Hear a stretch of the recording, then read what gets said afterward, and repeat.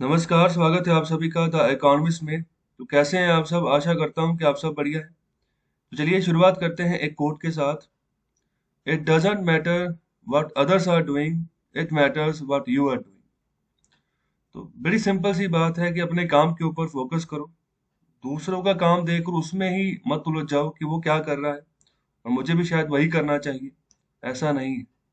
अपने खुद का टैलेंट देखो, उसको आइडेंटिफाई करो और उसके हिसाब से काम करना शुरू करो, तभी खुश रहोगे। जब एक दूसरे को कॉपी करने की बात करोगे ना कि उसने वो किया तो मैंने भी वही करना है, हालांकि आपके हालात वैसे ना हो, आपकी दिलचस्पी उसमें ना हो, तब भी करोगे तो फिर अच्छे से आगे ग्रो नहीं कर पाओगे। ओके, तो ये आपके ऊपर है कि आपने कैसे, किस काम को किस तरीके से करना है, कैसे आगे बढ़ना है। तो ये आपकी थिंकिंग है। तो अपने काम के ऊपर फोकस करो। ये बात मैटर करती है, ये बात मैटर नहीं करती कि दूसरे क्या कर रहे हैं। तो ये है आज का न्यूज़पेपर। तो आज सोमवार है, तो अभी ये एडिटोरियल का पेज है इस साइड। तो आज 5 एडिटोरियल्स आए हैं। तो पहले एडिटोरियल में बात कर रहे हैं कि अभी कोविड-19 के अगेंस्ट हमें कैसे कमर कसनी है। तो अभी हाल ही में इस आर्टिकल के बारे में मैं यहीं पर आपको जस्ट देता हूँ। तो यहाँ पर अभी बात क्या कर रहे हैं, जो हमारे प्रधानमंत्री जी हैं, उन्होंने अभी अनाउंसमेंट कर दी, कह दिया है कि भारत में जितने भी हमारे रिसोर्सेस हैं, जितने भी कैपेबिलिटीज हैं ना, तो उनको आइडेंटिफाई करो और उन सभी रिसोर्सेस को हमने यहाँ पर यूज करना है। और जितनी बड़े पैमाने पर हम हो सके हमसे यहाँ पर, उतने बड़े पैमाने पर हमने वैक्सीन जनरेट करनी है, वैक्सीन की सप्लाई बढ़ानी है। तो इसको वेलकम स्टेप कहा गया है ऑथर की तरफ से। तो देखो, अभी बहुत सारी फार्मास्यूटिकल कंपनीज ऐसी हैं जो खाली पड़ी है, मतलब कि कैपेबिलिटी है कि वैक्सीन का निर्माण कर सकती हैं, लेकिन उनके पास पर्याप्त रिसर्च नहीं है, उनके पास पर्याप्त फार्मूला नहीं है। ओके, जिसके चलते वो प्रोडक्शन नहीं कर पा रही है। ओके, तो अभी भारत सरकार को क्या करना होगा, अगर उनको कोई ना कोई यहाँ पर काम देना है, कैपेबिलिटी बढ़ानी है, तो फिर उनको जो भी यहाँ पर रिसर्च बाकी के इंस्टीट्यूशंस के द्वारा की गई, जैसे यहाँ पर भारत बायोटेक ने कोवैक्सीन बनाई है, तो बिल्कुल उसी तरीके से भारत सरकार को भी ना उनका आईपीआर खरीदना होगा, पेटेंट राइट्स खरीदने होंगे। वो खरीद के ना, जितने भी यहाँ पर भारत में और कंपनीज जितने जिनका की पहले से सेटअप बना हुआ है वैक्सीन बनाने का, तो उनको वो फॉर्मूला देना होगा। तो तभी जो है ना, तभी जो बड़े पैमाने पर उसको कॉपी करके वैक्सीन की सप्लाई बढ़ा सकते हैं। ओके, तो उसका अभी वेलकम स्टेप कहा जा रहा है कि भारत सरकार ने सोचा है अभी और ये अनाउंस किया है कि जितने भी हमारे यहाँ रिसोर्सेस हैं, कैपेबिलिटीज हैं, तो उनको हम फुल कैपेसिटी में अभी यूज करेंगे। तो अभी जरूरत है बड़े पैमाने पर सप्लाई बढ़ाने के लिए। ओके, क्योंकि जो WHO का कोवैक्स प्रोग्राम है ना, तो उसके तहत भी 27% तक वैक्सीन हम अपनी अपनी ओर से देंगे गरीब देशों को। तो उसके लिए भी भारत कमिटमेंट है भारत की, तो भारत दे रहा है, काफी सप्लाई दे चुका है। ओके, तो और अभी भारत अपने देश के ऊपर फोकस कर रहा है कि यहाँ पर भी आबादी बहुत बड़ी है और इसको इसको भी मतलब डेली डेली बेसिस पे कम से कम हमें 3 से 4 मिलियन डोजेस हमें देनी पड़ेगी। ओके, तभी जो है ना हम कंट्रोल कर पाएंगे सेकंड वेव के ऊपर, कि सेकंड वेव ज्यादा खतरनाक है, क्योंकि ये सेकंड वेव बहुत जल्दी फैल गई है अगर हम फर्स्ट वेव की कंपैरिजन की बात करें तो। ओके, तो अभी लांसेट की एक जो है, लांसेट नाम का एक जर्नल है, मेडिकल जर्नल, तो उसकी एक रिपोर्ट आई थी, तो वो भी कह रही थी कि जून महीने तक जो है ना केसेस काफी बढ़ जाएंगे, मृत्यु दर काफी बढ़ जाएगी। तो मतलब 2000 के आसपास मृत्यु दर एक दिन में देखने को मिलेगी अगर सही समय पर हमने कंट्रोल नहीं किया। ओके, तो ये मेजर्स हमें अपनाकर चलने होंगे। तो मैंने कुछ वीडियोस भी बनाए, जैसे डबल मास्क के बारे में, लांसेट रिपोर्ट के बारे में, तो उनको जरा जरूर जरूर सुनना, काफी फायदेमंद रहेगा। ये दूसरा आर्टिकल है। दूसरे एडिटोरियल में बात कर रहे हैं कि जो नॉर्मल मानसून है ना, तो उससे हमें क्या प्रेडिक्शन हम लगा सकते हैं। तो हमारा जो IMD है, ओके, इंडियन मेट्रोलॉजिकल जो डिपार्टमेंट है, तो जो कि वेदर फोरकास्टिंग के बारे में बताता है कि कैसा मानसून रहने वाला है, कितने बड़े पैमाने पर बारिश होगी या नहीं होगी, तो उसका क्या इम्पैक्ट होगा। तो अभी उसी के बारे में चर्चा की गई, इसको अच्छे से डिस्कस करते हैं। और इसके अलावा ये है एडिटोरियल नंबर 3, इसको डिस्कस करेंगे। तो यहाँ पर ईवी के बारे में बात की, जो इलेक्ट्रिक व्हीकल्स है ना, तो दिल्ली गवर्नमेंट कैसे इनके ऊपर फोकस करके चल रही है और किस तरीके से दायरा बढ़ा रही है कि लोग ज्यादा से ज्यादा ईवी व्हीकल्स के ऊपर फोकस करें। ओके, तो उसके लिए क्या क्या चीजें चाहिए, किस तरीके का इंफ्रास्ट्रक्चर चाहिए, जैसे चार्जिंग पॉइंट्स वगैरह हो गए, तो अभी इन सब चीजों के ऊपर फोकस किया जा रहा है। तो यहाँ पर काफी ना, यहाँ पर प्रशंसा की गई है दिल्ली सरकार की, जिस तरीके से अप्रोच लगाई गई। तो कैसे अप्रोच लगाई गई है, सब इन सब मुद्दों के ऊपर चर्चा करेंगे अच्छे से इस आर्टिकल में। और फिर यहाँ पर बात कर रहे हैं ये वाले आर्टिकल में, एडिटोरियल नंबर 4 में, taking advantage of a tragedy. तो ट्रेजेडी क्या है? ट्रेजेडी यही जो सेकंड वेव चल रही है, तो अभी इसी का एडवांटेज उठाने की बात यहाँ पर कर रहे हैं। तो ज्यादातर यहाँ पर वैक्सीन के बारे में ही बात की है कि हमें वैक्सीन की ज्यादातर बड़े पैमाने पर जरूरत है। और यहाँ पर एक नई बात की है वेंटिलेटर्स के बारे में। तो जो हमारा आईसीएम, हमारा Indian council of medical research, उसकी कैपेसिटी पहले कितनी थी और अभी कितनी बढ़ चुकी है वेंटिलेटर्स के निर्माण करने में, या फिर जो हमारा पीपीई होता है जिसको हम पर्सनल प्रोटेक्शन इक्विपमेंट भी बोलते हैं।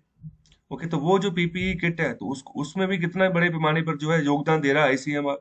तो कितने बड़े पैमाने पर हमने प्रोडक्शन बढ़ा दी, तो उसके बारे में यहाँ पर चर्चा की गई। तो उसका मैं थोड़ा सा आपको जस्ट दूंगा।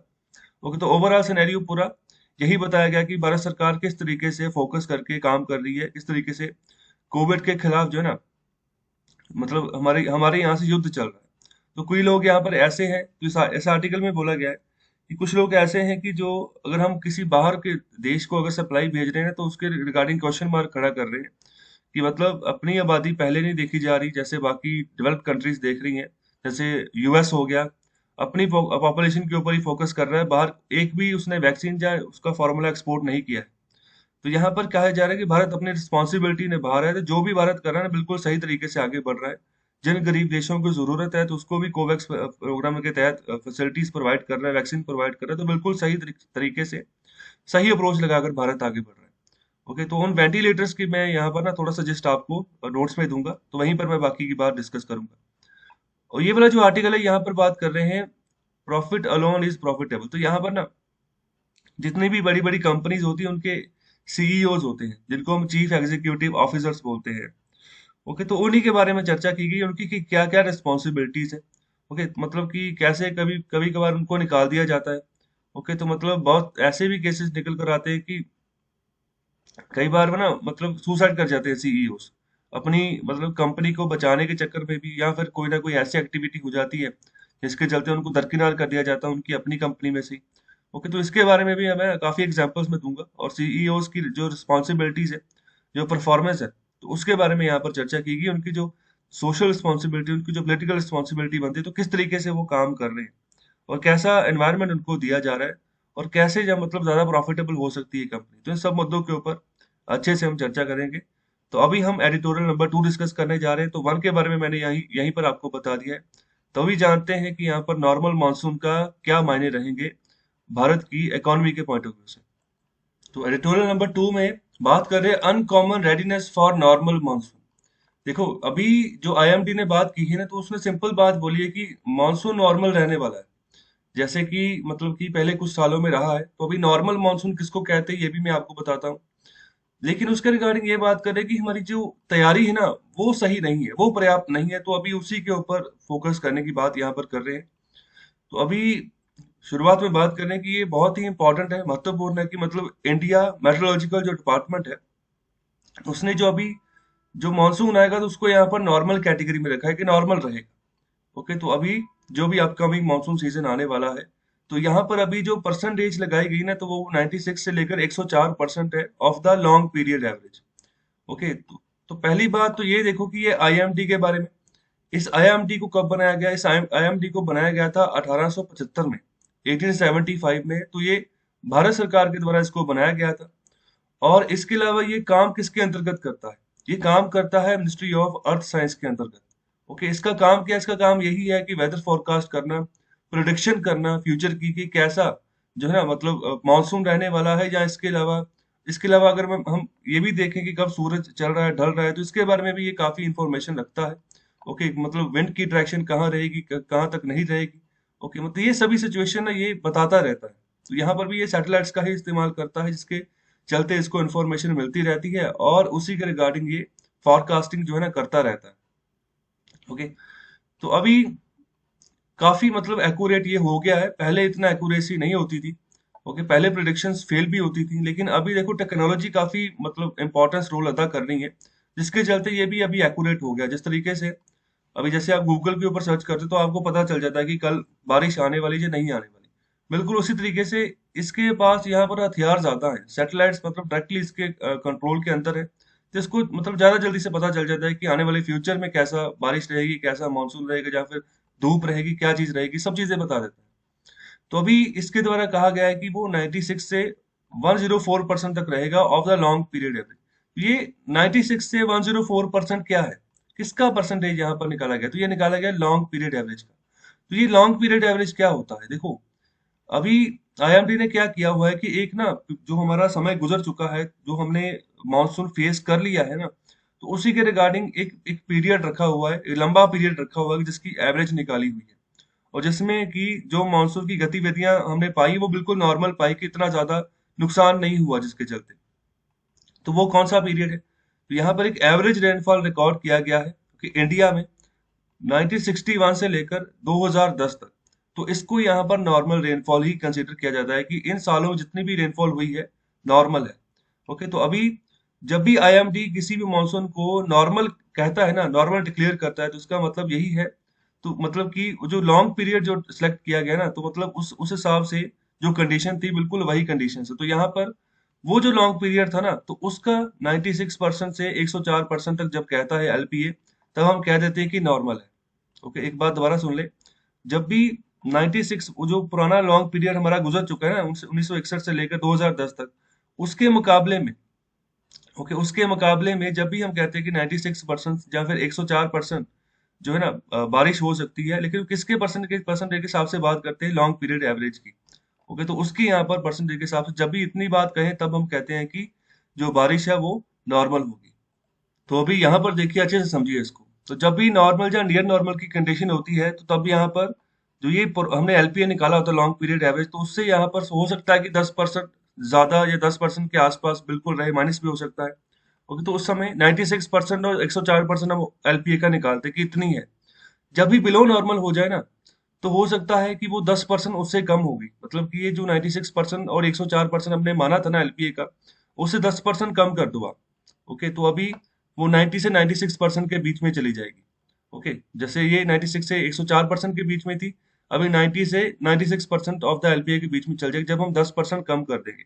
और जब 10% कम होगी, तब हम कहेंगे कि जो एवरेज रेनफॉल अभी हुआ है वो बिलो नॉर्मल हुआ है।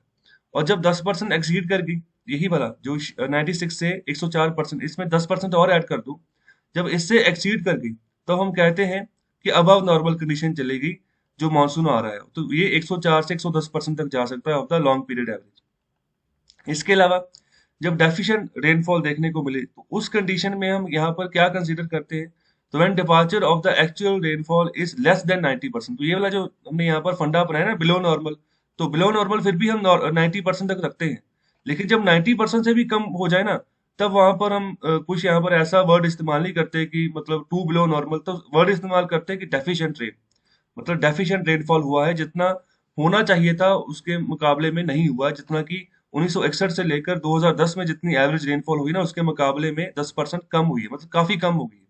जब भी 90% से हम कम यहाँ पर चले जाते हैं of the long period average.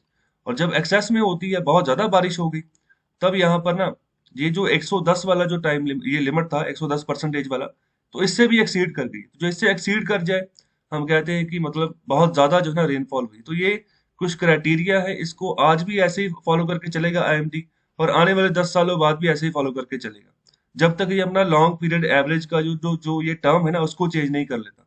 Okay, तो हो सकता है कि आने वाले समय में 1961 को ना रखे, 1971 से यहाँ पर 2020 तक ये रख ले। ओके, आने वाले समय में बदलाव आएगा, लेकिन तब तक यही क्राइटेरिया फॉलो अप करके चला जाएगा आईएमडी के द्वारा, और इसी के यहाँ पर अकॉर्डिंग ना, यहाँ पर normal, below normal, above normal, deficient और एक्सेस रेनफॉल जो होती है, उसके बारे में यहाँ पर प्रिडिक्शन लगाई जाती है। आई होप आपको कुछ बातें पकड़ में आ रही हैं।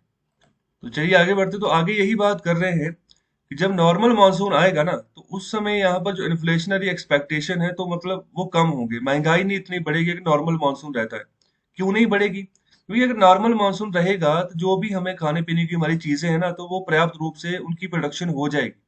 ओके, तो मतलब कि रेनफॉल उतना हो जाएगा, जिन जिन जगह पर बारिश होती नहीं है, कई जगह पर काफी सूखा पड़ जाता है, अगर वहां पर भी बारिश हो रही है, नॉर्मल मानसून रह रहा है, तो इससे यहाँ पर फायदा रहेगा, प्रोडक्शन एक्टिविटीज बढ़ जाएंगी। जब प्रोडक्शन बढ़ेगी, तो शॉर्टेज नहीं आएगी किसी चीज की, जब शॉर्टेज नहीं आएगी, तो फिर दाम भी नहीं बढ़ेंगे।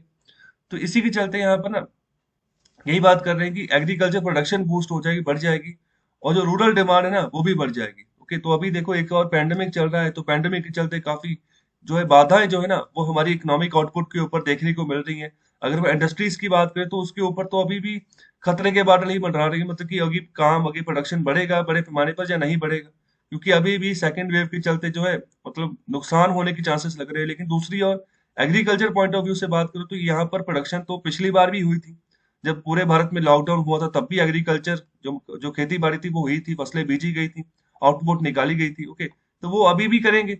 ओके, अगर नॉर्मल मानसून रहता तो और फायदा रहेगा। लेकिन इसके अलावा भी ना और भी बहुत सारी वेरिएशन देखने को मिलती है रेनफॉल में।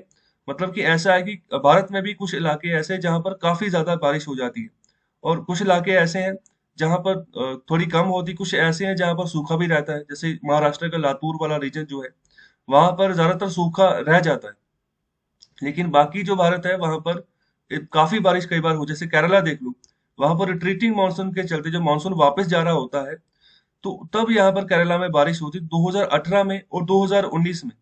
ओके, तो यहाँ पर काफी बड़े पैमाने पर तबाही हुई थी केरला में। ओके, मतलब इतना पानी इकट्ठा हो गया था, बाढ़ का पानी।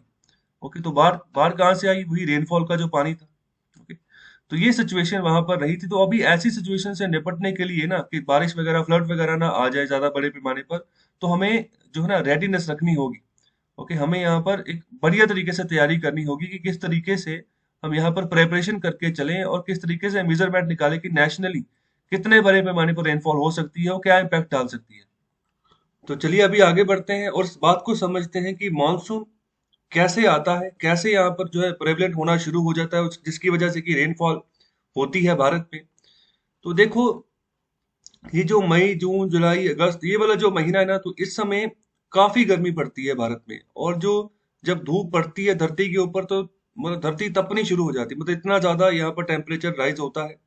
ओके, तो इसमें क्या होता है कि देखो, जब भी जिस रीजन में टेम्परेचर बढ़ता जाएगा ना, तो वहां पर एक बात याद रखना, प्रेशर हमेशा लो रहेगा। हवा हवा का जो दबाव होता है ना, वो हमेशा कम होना शुरू हो जाएगा जहां पर जिस रीजन में टेम्परेचर राइज हो रहा है।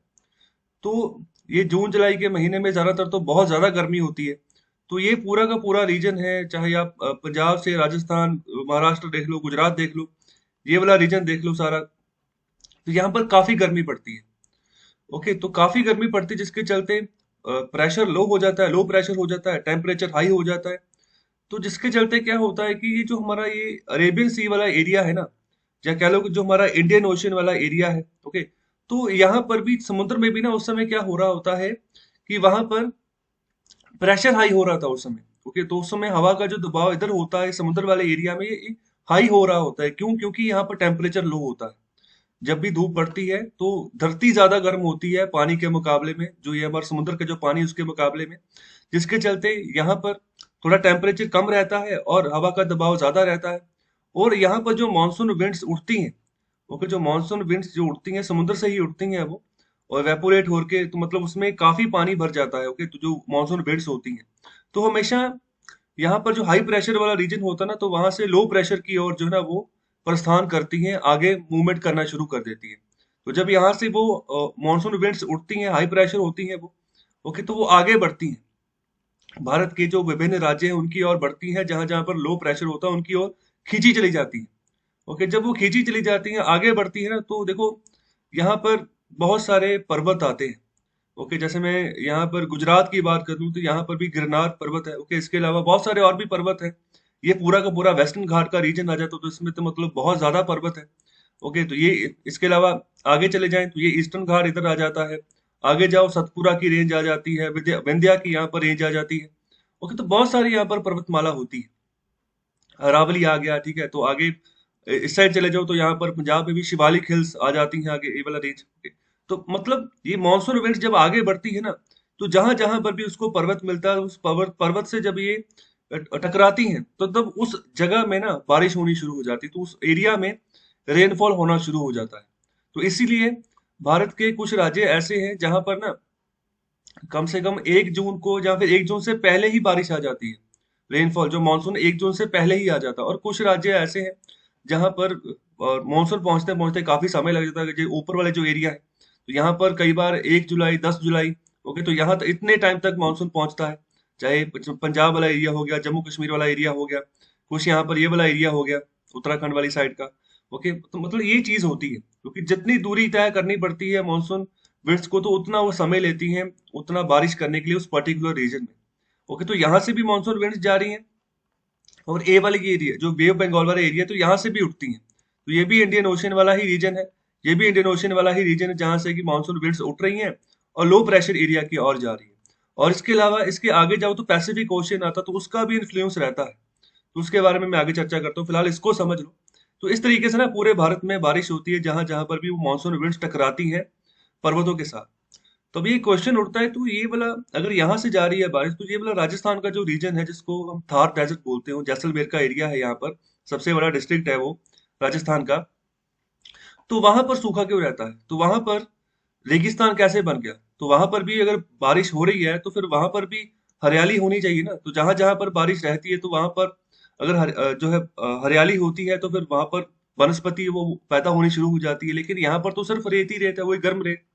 तो यहाँ पर क्या रीजन है, तो इसका भी बड़ा रीजन साफ है। तो देखो जो अरावली रेंज चलती है ना, तो यहाँ पर इस एरिया से शुरू होती है गुजरात के बॉर्डर के आसपास, और ये पूरा राजस्थान क्रॉस करते ये हरियाणा के यहाँ पर इस एरिया के आसपास जाती है। ओके, मतलब इस एरिया तक ये मूव करती है अरावली रेंज। और जब भी यहाँ से मानसून विंड्स जब उड़ती है ना, तो जब आगे बढ़ती है तो अरावली रेंज उन मानसून विंड्स के बिल्कुल पैरेलल हो जाती है। जैसे अरावली रेंज बिल्कुल ऐसे है ना, तो मानसून विंड्स भी बिल्कुल ऐसे ही जा रही है। तो मतलब कि वो टकरा ही नहीं पाती उस पर्वत के साथ, जिसके चलते यहाँ वाला इस एरिया में बारिश ही नहीं हो पाती। ओके, तो अभी ये भी क्वेश्चन उठता है कि आधे राजस्थान का जो ये वाला एरिया है, राजस्थान का बचा हुआ राजस्थान, तो ये रेड लाइन से इधर वाला भी, यहाँ पर भी हरियाली रहती है राजस्थान में, तो वहां पर फिर बारिश कैसे हो जाती है। ओके, तो अगर ये थार डेजर्ट वाला रीजन यहाँ पर सूखा रह जाता है, ठीक है, तो यहाँ पर मानसून विंड्स टकरा ही नहीं पाती पर्वत से, क्योंकि पर्वत बिल्कुल पैरेलल हो जाता है उनके, तो वो आगे बढ़ जाती है, वो आगे पंजाब वाले रीजन में जब उसको पर्वत मिलते हैं तो वहां पर वो यहाँ पर बारिश बनकर टकराते हैं। तो यहाँ पर फिर ये बारिश कहाँ पर कैसे हो रही है, तो हरियाणा में बारिश कैसे हो रही है फिर, तो इसका भी रीजन है। देखो अरावली तो बिल्कुल ऐसे आ गया ना, तो एक तो मानसून विंड्स यहाँ से जा रही है, सीधी उसके पैरेलल होगी, दूसरी monsoon winds bay of Bengal से भी आ रही है। ओके, तो वो भी इस तरीके से आगे बढ़ रही है, तो वो परपेंडिकुलर है अरावली पर्वत के। तो यहाँ पर जो राजस्थान के अरावली वाला जो इस वाला राइट साइड वाला रीजन है, तो वहां पर बारिश होनी शुरू हो जाती है, हरियाणा में बारिश होती है।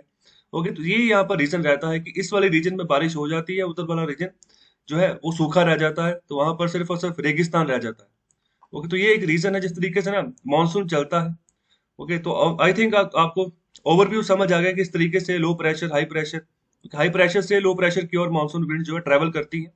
जब ज्यादा गर्मी पड़ रही होती है, ओके, तो उस समय धरती भी तपश बढ़ जाती है, टेम्परेचर बढ़ना शुरू हो जाता है। जब टेम्परेचर बढ़ेगा तो वहां पर लो प्रेशर एरिया हो जाएगा, और मानसून विंड्स उन एरियाज की ओर खींची चली जाएंगी, हाई प्रेशर वाले एरियाज। तो हाई प्रेशर वाला एरिया उस समय ये हमारा जो इंडियन ओशन है, तो वहां पर रहता है। ओके, तो ये कुछ इंपॉर्टेंट पॉइंट्स है जो कि इन्फ्लुएंस करते हैं हमारे भारत के रेनफॉल को। तो चलिए अभी समझते हैं कि ये El Nino southern oscillation ENSO ये क्या चीज होती है, तो उसको भी समझना जरूरी है। तो अभी ये वाली जो एक्टिविटी होती है ना, ये होती है पैसिफिक ओशियन में। तो ये देखो, ये ऑस्ट्रेलिया है, ऑस्ट्रेलिया की ईस्टर्न बाउंड्री है, तो वो ये टच करती है पैसिफिक ओशियन को। ऑस्ट्रेलिया की जो वेस्टर्न बाउंड्री ये टच करती है इंडियन ओशियन को। ओके, तो ये पैसिफिक ओशियन वाला रीजन है। और इस साइड पर आ गया अंटार्कटिक, सॉरी यहाँ पर आ गया अमेरिका, साउथ अमेरिका। ओके, तो ये साउथ अमेरिका के जितने भी यहाँ पर इस एरिया में जितनी कंट्रीज लाइज करते हैं, तो ये सभी उसका बॉर्डर है। तो सबसे बड़ी कंट्री तो यहाँ पर चिली आ गया, CHILE। ओके, इसके अलावा पेरू आ गया। तो इस तरीके से बहुत सारी कंट्रीज है यहाँ पर जो कि साउथ अमेरिका में लाई करती है, जैसे इक्वाडोर हो गया, कोलंबिया हो गया। ओके, तो ज्यादातर मतलब इन्हीं कंट्रीज के द्वारा ना ये वाला जो कोस्टल एरिया है ये कवर किया जाता है। तो इसके और ये जो ईस्टर्न ऑस्ट्रेलिया, इसके बीच में ना ये ऑसिलेशन चलती रहती है। ऑसिलेशन का मतलब क्या होता है, जैसे आप पुरानी घड़ियां देखो तो वहां पर एक पेंडुलम होता है, वो गोल सा पेंडुलम, वो क्या करता है, ऑसिलेट करता रहता है। जब भी मतलब जब भी वो ना टाइम बताता है कि अभी 1 घंटा हो गया, या 4 बज गए या 5 बज गए, तो हर एक 1 घंटे बाद वो ऑसिलेट करता है, वो ऐसे ऐसे मूव करता रहता है। तो यहाँ पर भी ना बिल्कुल इनकी ऑसिलेशन ही होती है। तो किन की ऑसिलेशन होती है, जो ट्रेड विंड्स होती है। जैसे मैंने अभी इंडियन ओशन के बारे में, मैंने जो अरेबियन सी था जिसकी मैंने एग्जांपल ली, जिसके रिगार्डिंग मैंने बताया कि समुद्र में जो समुद्र वाला एरिया होता है वहां पर टेम्परेचर लो रहता है, लेकिन प्रेशर जो होता है ना वो बहुत हाई होता है, हवा का दबाव काफी हाई होता है। ओके, जिसके चलते वो लो प्रेशर एरिया में आगे मूव करती है हवा। तो अभी इसी के चलते यही यहाँ पर सिनेरियो है पूरा का पूरा। तो ये ट्रेड विंड्स ऑसिलेट करती रहती हैं, कभी यहाँ इस जगह आ जाती हैं हाई प्रेशर, कभी हाई प्रेशर इस जगह चला जाता है। और जिस जगह ये मूव करेंगी ना, और उसी जगह पर यहाँ पर जो है बारिश करनी शुरू हो जाएगी। जब ये ऑस्ट्रेलिया वाले रीजन में रहेंगी तो यहाँ पर अच्छी खासी बारिश करेंगी, और जब ये इधर वाले रीजन में होगी ना तो वो इंडियन ओशन के ऊपर भी इन्फ्लुएंस करेंगी। ओके, तो इंडियन ओशियन के ऊपर भी इन्फ्लुएंस इनका होगा, और उसका इन्फ्लुएंस भारत के ऊपर भी देखने को मिलेगा, और जो आसपास की कंट्रीज उनके ऊपर भी देखने को मिलेगा। मतलब बारिश ज्यादा हो सकती है जगह अगर ये इधर वाली साइड आती है, और फिर अगर ये ऑसिलेट करके दूसरी साइड मूव करती हैं तो बारिश जो है ना वो ज्यादा इस साउथ अमेरिकन जो कंट्रीज है तो इनके आसपास जो कोस्टल एरियाज, तो वहां पर बारिश ज्यादा होनी शुरू हो जाती है। ओके, तो इस तरीके से फिर यहाँ पर जब ये जगह छोड़कर जाती है तो यहाँ पर ज्यादा ठंडी यहाँ पर चीज होनी शुरू हो जाती है। मतलब गर्म हवाएं चली गई तो मतलब यहाँ पर वीक हो जाती है ट्रेड विंड्स, तो यहाँ पर जितनी सर्दी होनी चाहिए उससे यहाँ पर मतलब ज्यादा ठंड यहाँ पर होनी शुरू हो जाती है।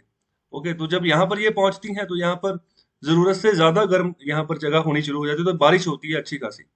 तो भारत में भी आप जब ज्यादा गर्मी महसूस करते हो तो तभी शाम को बारिश होती है।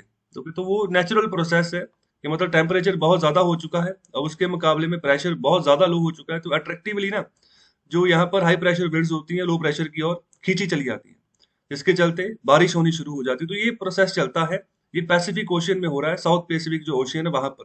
ओके, इसको हम एल नीनो बोलते हैं।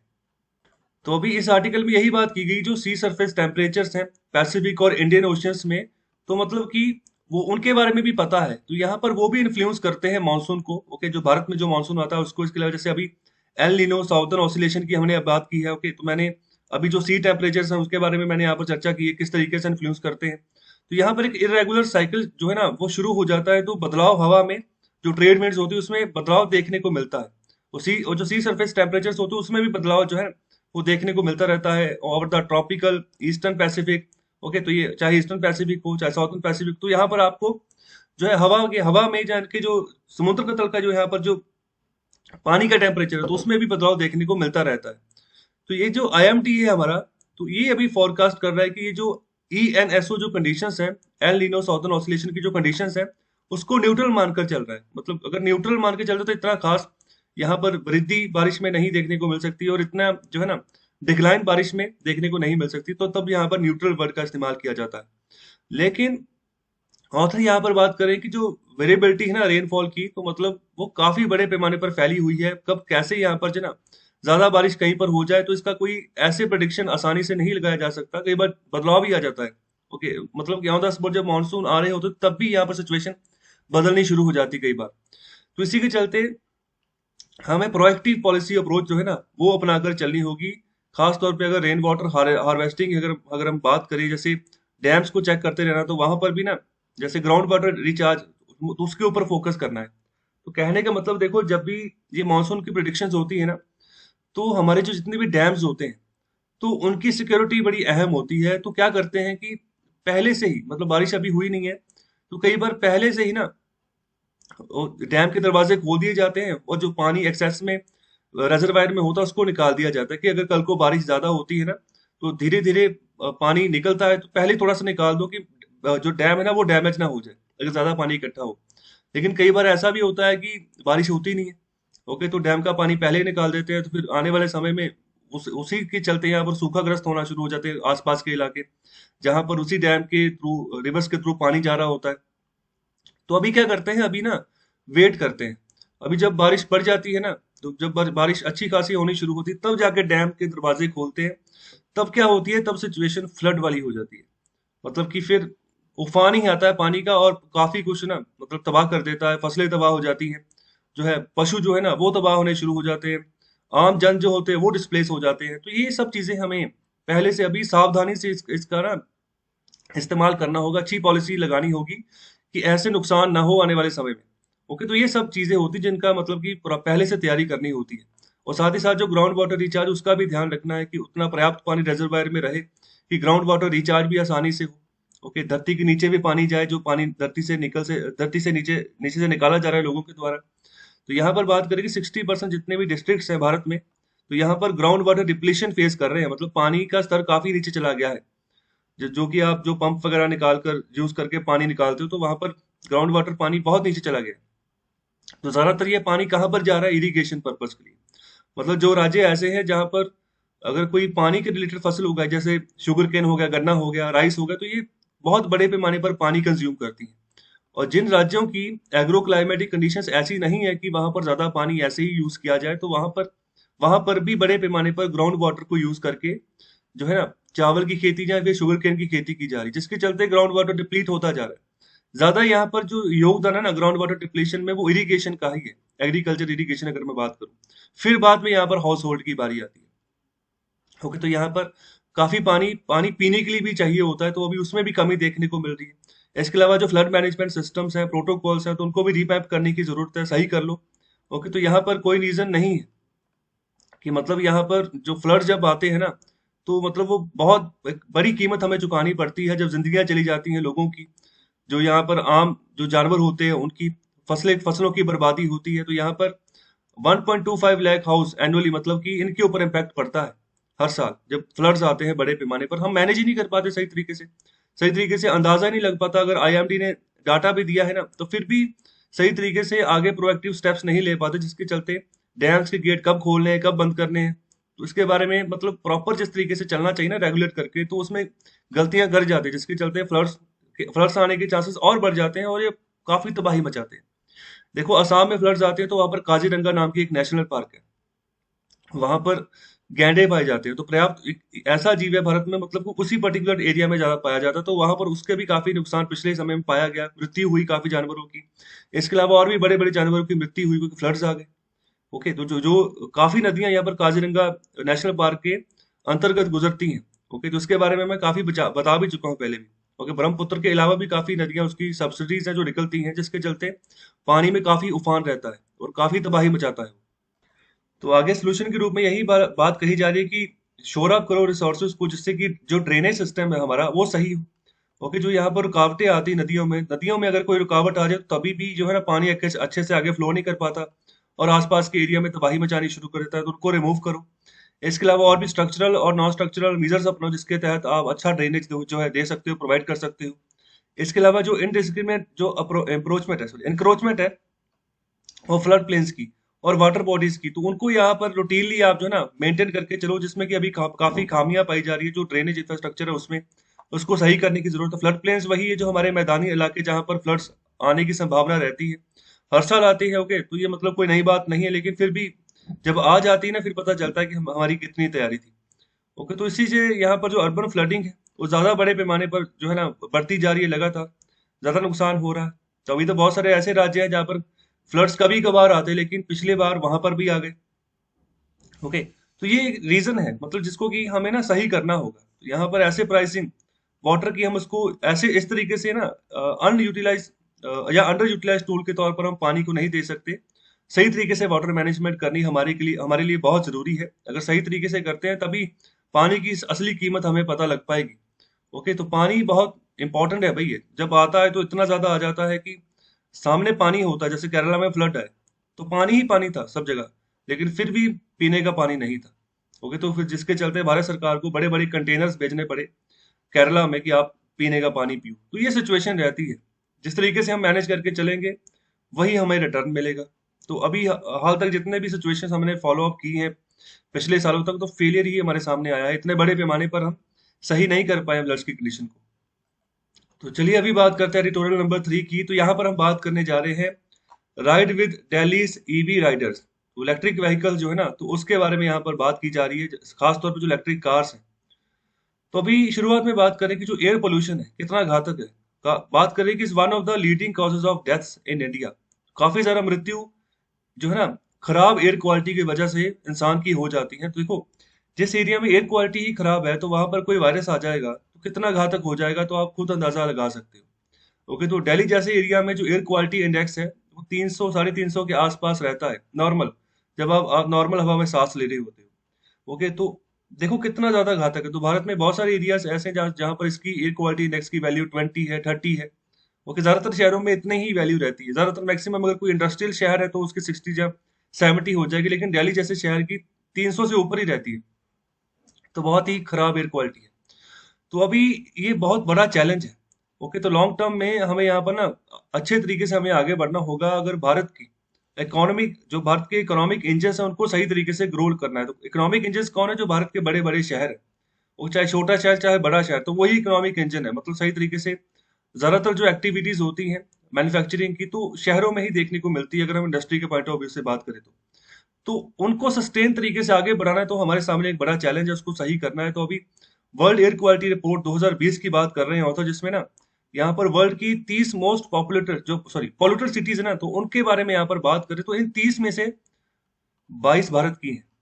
ओके, तो मतलब कि 22 सिटीज भारत में है, मतलब जो बहुत ज्यादा पॉल्यूटेड शहर है। ओके, तो अभी रिसेंट लासेट ने भी स्टडी की है, तो ये भी 1823 का ये जर्नल है, मेडिकल जर्नल है। इसके अलावा जो है ना और भी एनवायरमेंटल इश्यूज के ऊपर भी जर्नल लिखता है, जर्नल इसके अंदर यहाँ पर रिसर्च पेपर छापे जाते हैं।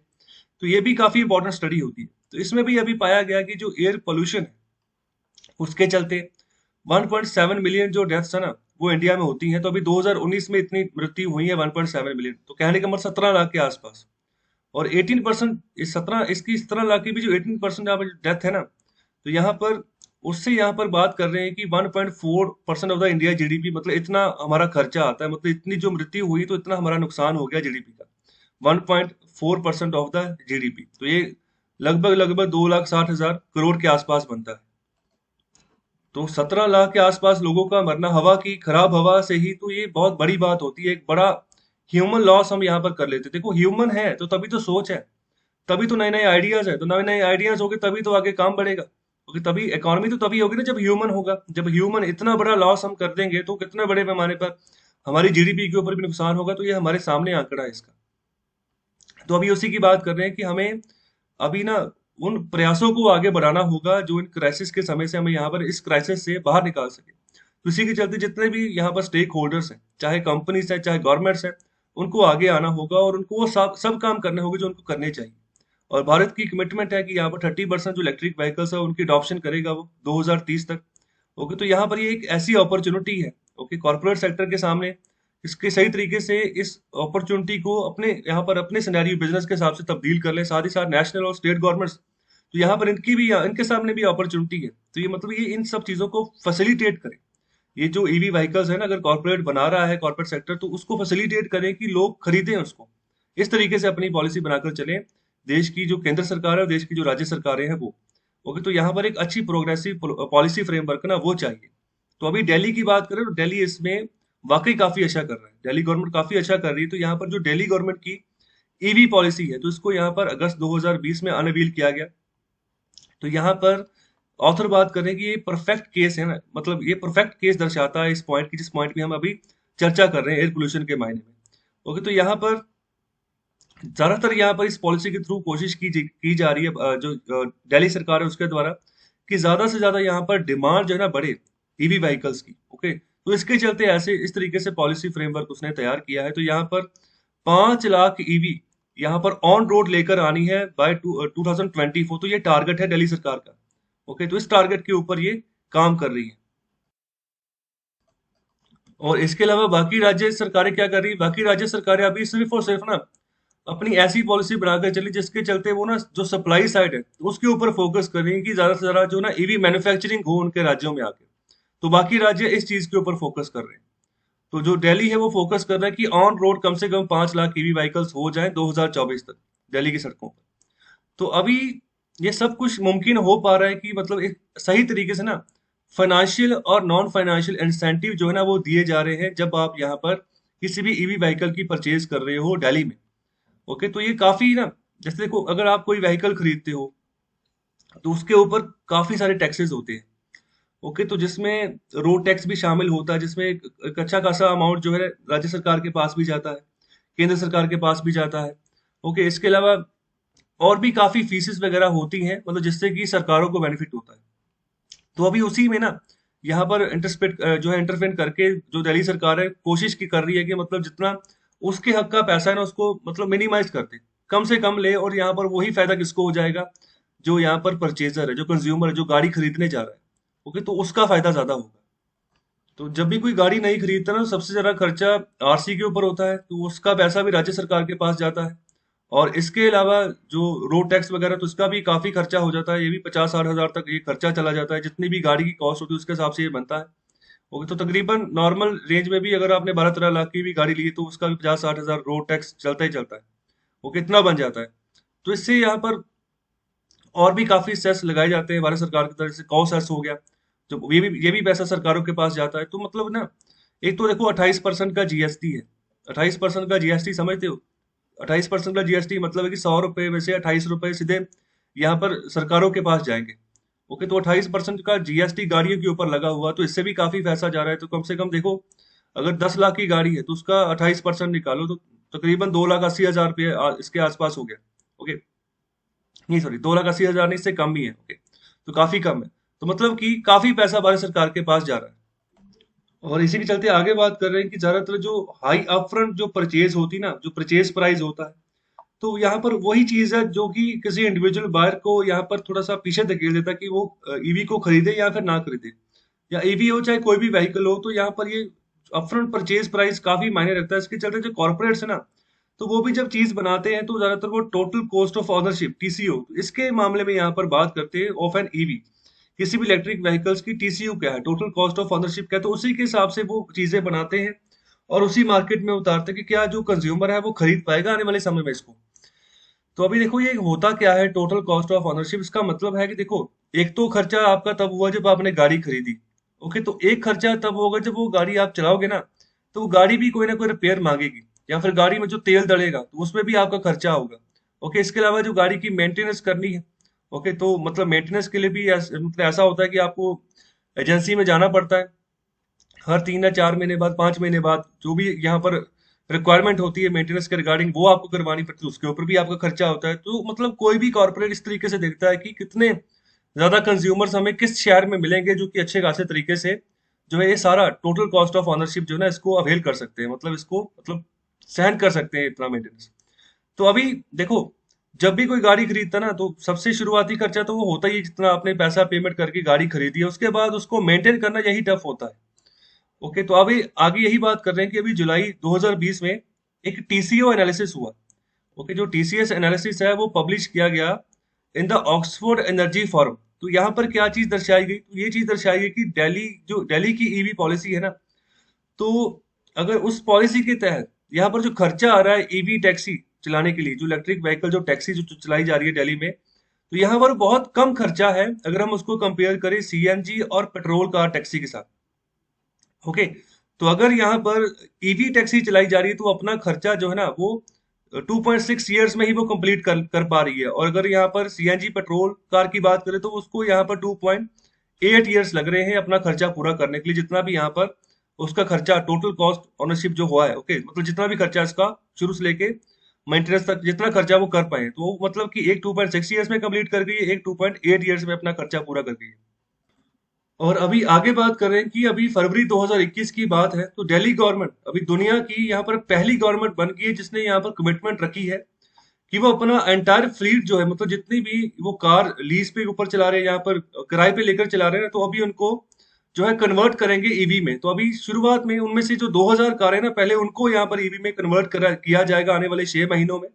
और इसके अलावा एक कंपेन भी जो है ना वो लगातार चलाया जा रहा है दिल्ली सरकार के द्वारा, जिसमें कि वो इनकरेज कर रहे हैं जो आम लोग हैं, जो कंपनीज हैं, ओके, कि वो प्लान तैयार करें और यहाँ पर कमिट करें कि वो भी बिल्कुल इसी तरीके से सिमिलर ट्रांजेक्शन करेंगे आने वाले 3 सालों में, और जो भी वो गाड़ियां चला रहे हैं, ओके, तो उसको यहाँ पर कन्वर्ट करेंगे ईवी में, ईवी गाड़ी को चलाएंगे। और साथ ही साथ कंपनीज को ये भी कहा जा रहा है कि वो अपने अपने क्षेत्र में जो है चार्जिंग स्टेशन है ना वो भी लगाएं, था जो कि अगर एम्प्लॉय वहां पर रुक रहा है तो 7-8 घंटे वहां पर काम कर रहा है, तो एक अपनी गाड़ी को वहीं पर चार्ज लगा दे, और बाद में जब काम कंप्लीट होगा तो आज शाम को वहीं से गाड़ी उठाए और अपने घर ले जाए। तो यहाँ पर कंपनीज को भी बोला जा रहा है कि वो भी इस तरीके से प्लान तैयार करें, और जितने भी उनके वर्कर्स गाड़ियों में आते हैं तो वो कंप्लीट ईवी में उसका इंफ्रास्ट्रक्चर जो है ना कंप्लीट कर दिया जाए।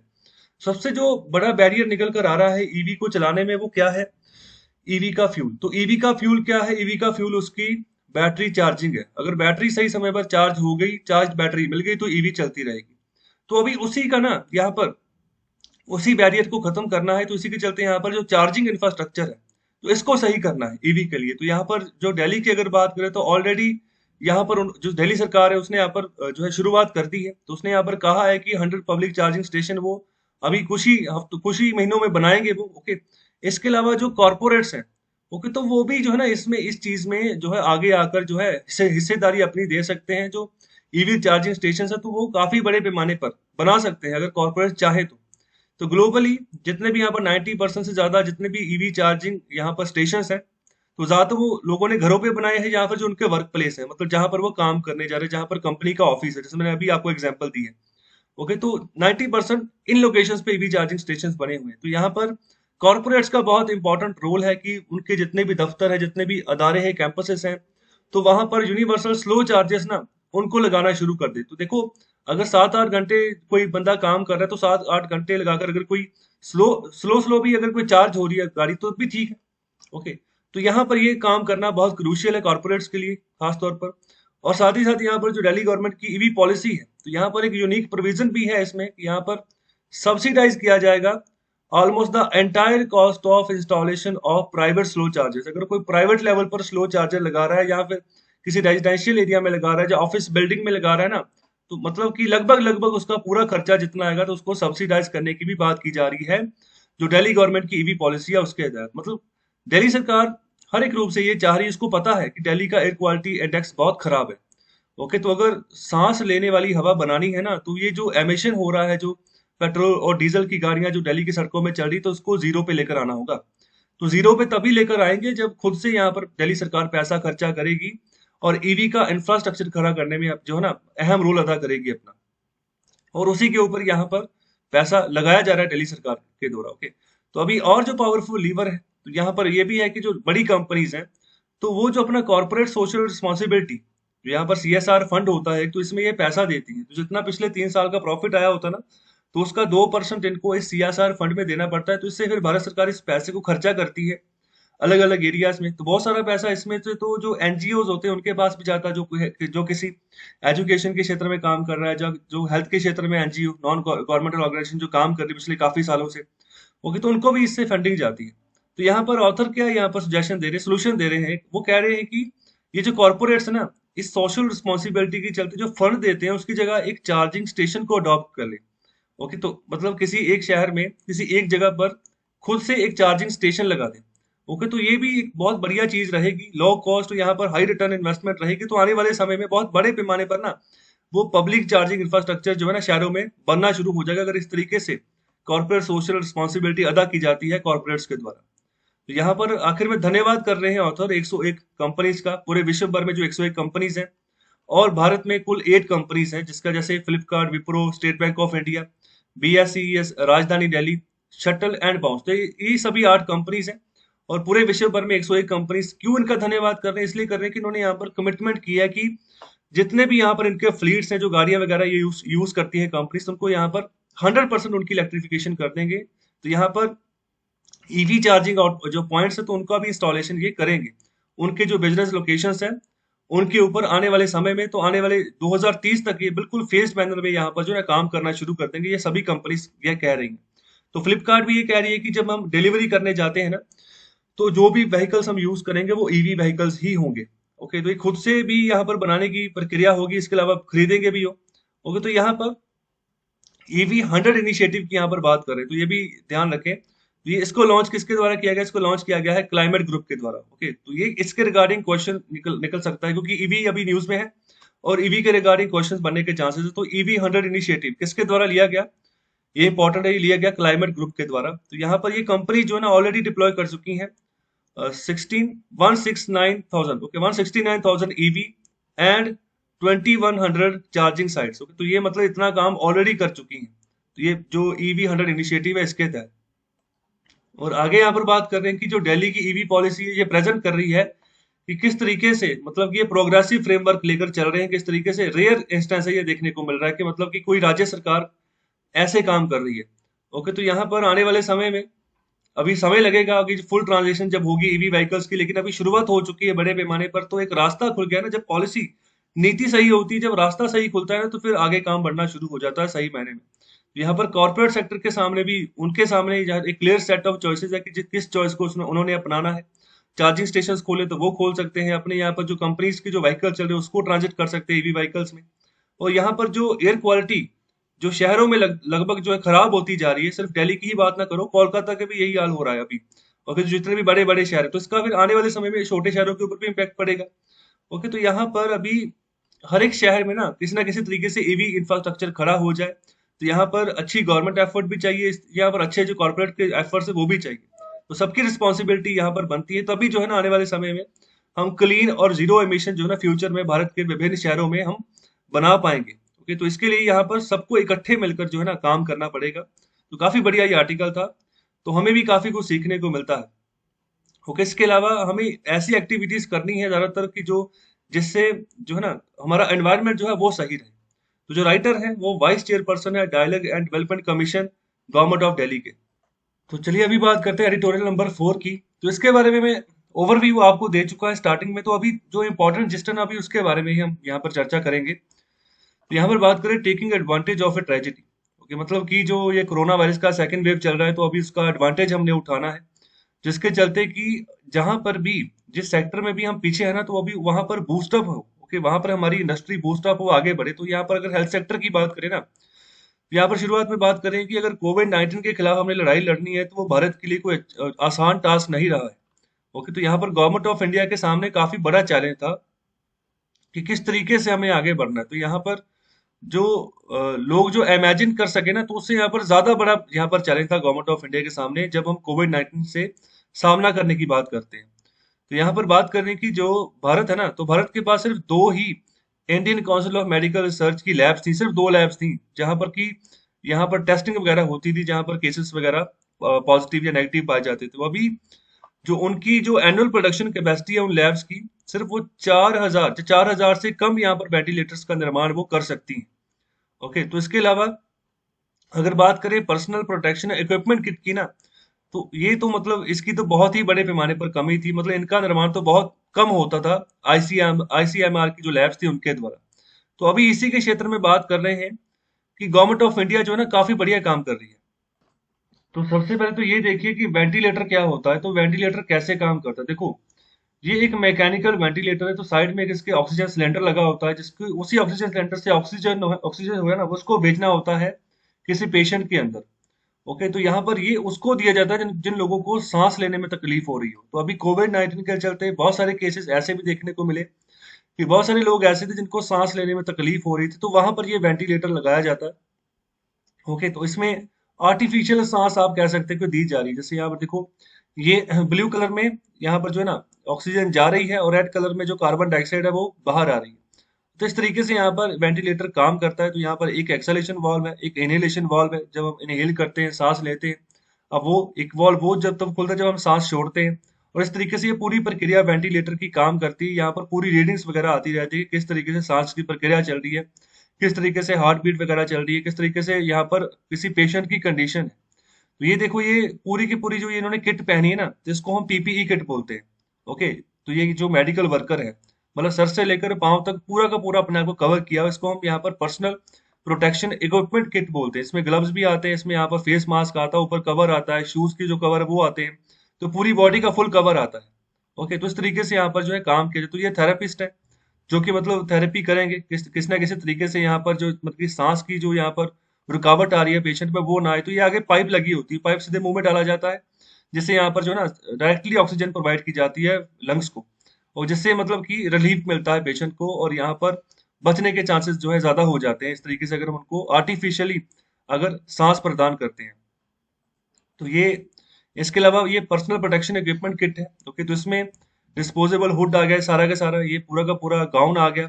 ओके, इसके अलावा ये 3 प्लाई मास्क आ गया। ओके, सर्जिकल ग्लव्स आ गए, ये सामने जो हम या आई गियर पहनते हैं या जो ग्लासेस पहनते हैं वो आ गए। और इसके अलावा जो डिस्पोजेबल शो कवर आ गया। तो ये सब चीजें आती हैं इस किट के अंतर्गत, जो कि यहाँ पर मेडिकल ऑफिसर को या मेडिकल वर्कर को पहनना अनिवार्य है जब भी वो हॉस्पिटल में काम कर रहे हो।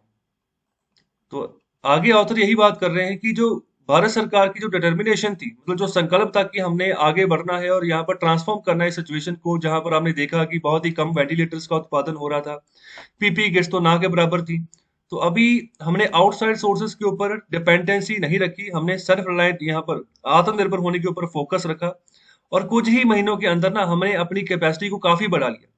तो अभी जो है ना हमारी जो कैपेसिटी है वेंटिलेटर्स को मैन्युफैक्चर करने की, तो वो 4 लाख पहुंच चुकी है कि हर साल हम 4 लाख वेंटिलेटर्स का निर्माण कर सकते हैं, और 5 लाख या ना 5 लाख पीपीई किट्स का निर्माण डेली हो रहा है। ओके, तो इतने बड़े पैमाने पर हमने अपनी जो आउटपुट है उसको बढ़ा दिया है। और इसके अलावा जो ICMR लैब्स हैं तो इनकी गिनती भी 2 से 2500 तक पहुंच चुकी है। मतलब इतने बड़े पैमाने पर वृद्धि हुई। तो ये इंपॉर्टेंट डाटा था जो मैंने आपको शो करना था, इंपॉर्टेंट है। इसके अलावा ये बात की जा रही है कि ये सभी प्राइम मिनिस्टर का पुश है कि वो चाह रहे हैं कि हम सेल्फ रिलायंस बने हेल्थ में, और साथ ही साथ यहाँ पर लोगों को सही रखें, और यहाँ पर जो हमारी फाइट है कोविड-19 के खिलाफ, ओके, तो उससे मतलब उसको सही तरीके से हम लड़ें। ओके, तो इसके अलावा और भी बात की जा रही है कि जो भारत है ना, तो उसमें अभी कम यहाँ पर जो है ना मृत्यु दर का सामना किया है, और इसके अलावा आगे आने वाले समय में और बड़े पैमाने पर कोविड-19 को हम जो है ना जो है कंट्रोल कर सकेंगे इसका स्प्रेड, अगर मुकाबला करें किन्हीं दूसरी कंट्रीज का। ओके, तो अगर उसके मुकाबले में हम भारत की बात करें तो भारत काफी बढ़िया कर रहा है। यहाँ पर मृत्यु दर भी काफी कम है, काफी मौतें कम हुई है जो बाहर के देश है उनके मुकाबले में। जैसे यहाँ पर आगे बात कर रहे हैं कि अगर हम मृत्यु दर की भी बात करें ना, तो उसके अकॉर्डिंग यूएस में सबसे ज्यादा यहाँ पर मृत्यु पाई गई है लोगों की कोविड-19 के चलते। जैसे यहाँ पर 5.6 लाख डेथ्स की बात करें, ब्रिटेन में 1.27 लाख मृत्यु हुई लोगों की, इटली में 1.17 लाख, ब्राजील में 3.72 लाख। ओके, तो अगर इंडिया की बात करूं तो इंडिया में तो इन सभी देशों के मुकाबले में तो काफी बड़ी पॉपुलेशन है। ओके, फिर भी यहाँ पर 1.77 लाख जो है ना, अभी तक जो डेट है उसके हिसाब से इतनी ही यहाँ पर जो है मृत्यु लोगों की जो है कोविड-19 के चलते पाई गई है। तो अभी ये भी यहाँ पर एक तरीके से अचीवमेंट इसको कहा जा रहा है, काफी बढ़िया तरीके से हमने फाइट की है। ओके, लोगों का एक मूवमेंट हमने इसको बनाया, और यहाँ पर मोराल मोराल जो था ना, जिसके चलते हमारे लोगों का हाई रहा, और मतलब कि हमने सही तरीके से जो है ना फाइट करके दिखाई है कोविड-19 के खिलाफ। तो ये था पूरा का पूरा सिनेरियो यहाँ पर कि कैसे हमने एडवांटेज उठाया ट्रेजेडी का, और ऐसे ही आने वाले समय में और भी सेक्टर्स में हम एडवांटेज उठा सकते हैं। ओके, तो इंपॉर्टेंट जानकारी यहाँ पर थी आईसीयू में लैब्स के बारे में, पीपीई किट्स के बारे में, और वेंटिलेटर्स के बारे में। तो चलिए अभी बात करते हैं एडिटोरियल नंबर 5 की। तो यहाँ पर बात करें, profit alone is profitable, do CEO spread themselves too thin because of their social and political objectives। तो यहाँ पर ना सीधी सीधी बात कर रहे हैं कि जो चीफ एग्जीक्यूटिव ऑफिसर्स होते हैं अलग अलग कंपनीज में, तो जब वो यहाँ पर सोशल रिस्पॉन्सिबिलिटी अपनी अदा करनी शुरू कर देते हैं, तो उसमें क्या वो इतना विलुप्त हो जाते हैं कि अपनी असल जिम्मेदारी भूल जाते हैं कि किस तरीके से उसने उस पर्टिकुलर कंपनी को रन करना था। ओके, जहां पर कि इन्वेस्टर्स का, शेयर होल्डर्स का पैसा लगा हुआ है बड़े पैमाने पर। तो यहाँ पर इस सिचुएशन का ना, तो यहाँ पर इस सिचुएशन में कैसा रोल है सीईओस का, तो उसके बारे में यहाँ पर चर्चा की गई। तो अभी शुरुआत में बात कर रहे हैं कि सीईओ क्या होता है, जिसको कि हम चीफ एग्जीक्यूटिव ऑफिसर बोलते हैं किसी कंपनी का। तो ये कोई भी इंडिविजुअल है। ओके, तो यहाँ पर जो जो किसी भी यहाँ पर कॉर्पोरेशन को ना किसी तरीके से रिप्रेजेंट कर रहा है। ओके, तो यहाँ पर बहुत सारे इंडिविजुअल्स ऐसे होते हैं कि मतलब कि जो पॉलिटिकल और फिलेंथ्रोपिक फिलेंथ्रोपिक मतलब कि परोपकारी वाले काम करने, किसी के भलाई वाले काम करने, तो ये मतलब ऐसी एक्टिविटीज में जो है ना विलुप्त रहते हैं। ओके, तो जहाँ तो वो अपनी दौलत जो होती है उसको यूज करते रहते हैं। कब करते हैं, जब वो यहाँ पर अपने कॉर्पोरेट करियर करियर के दरमियान काम कर रहे हो, या फिर उसके बाद काम कर रहे हो। बहुत सारे सीईओस आपको ऐसे देखने को मिलेंगे, जैसे यहाँ पर बिल गेट्स की बात कर रहे हैं जो कि माइक्रोसॉफ्ट के यहाँ पर सीईओ रहे हैं। ओके, वारन बफेट की बात कर रहे हैं, रतन टाटा की बात करें जो टाटा कंपनी को रन करते रहे पिछले काफी समय से, तो अभी भी चेयरपर्सन यही है अपनी टाटा कंपनी के।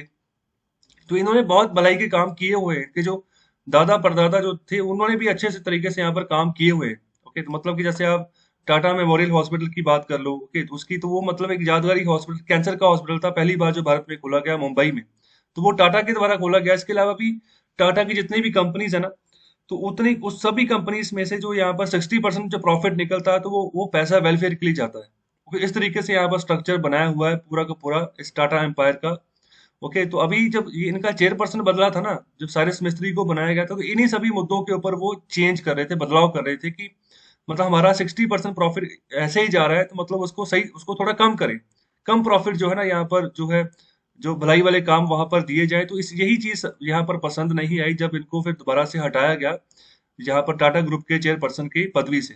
ओके, दोबारा से जब ये आए तो दोबारा से वही बिल्कुल सेम प्रोसीजर फॉलो करके चल रहे हैं कि ज्यादा पैसा जो है ना हमने यहाँ पर लोगों की भलाई के लिए देना। तो ये जो गाड़ियां भी बनाते हैं ना, जैसे इन्होंने टाटा नैनो बनाई थी, वो भी पब्लिक वेलफेयर के चलते ही थी कि मैं कम से कम दाम में ये बने। लेकिन इसको बनते बनते ही 9-10 साल लग गए। जब अनाउंसमेंट की थी तब 1 लाख में यहाँ पर पॉसिबल था कि 1 लाख में बढ़िया गाड़ी दे दे, लेकिन जब बनी 2010 में जब आई, लेकिन तब उसका यहाँ पर 1 लाख से ऊपर दाम इसका चला गया, जिसके चलते ये गाड़ी टाटा नैनो फेल हो गई। ओके, और अभी यही बात कर रहे हैं कि ये नोटेबल चेहरे हैं जिन्होंने एज ए सीईओ जो है ना सेवा निभाई है, और अपने कार्यकाल के दौरान जब ये अपन सीईओ या चेयरपर्सन रहे अपनी अपनी कंपनीज में, तो यहाँ पर उस समय भी इन्होंने काम किया और उसके बाद में भी काम कर रहे हैं। तो बिल गेट्स भी बिल्कुल इसी तरीके से वेलफेयर के काम करते रहते हैं। इन्होंने भी अपनी फाउंडेशन बनाई हुई है जिसके तहत ये पैसा देते रहते हैं अलग अलग अदारों में जहां पर जरूरत पड़ती है।